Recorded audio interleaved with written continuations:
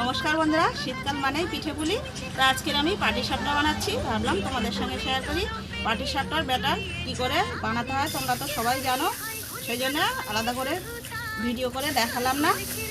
তবে আমি পিঠেগুলো তৈরি করে এখানে রাখছি, দেখে তোমরা কমেন্ট করে অবশ্যই জানাবে পিঠেগুলো আমার কেমন হয়েছে।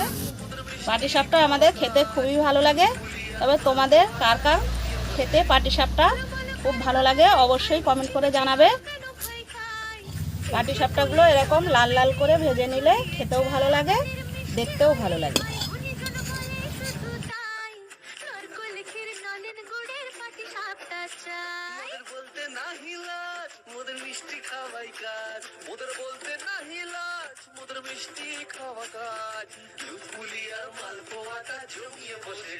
বলো বলো কার কথা চাই ভাই, মিছি মিছি করো কেন ভাই খাই পিঠে পুলি।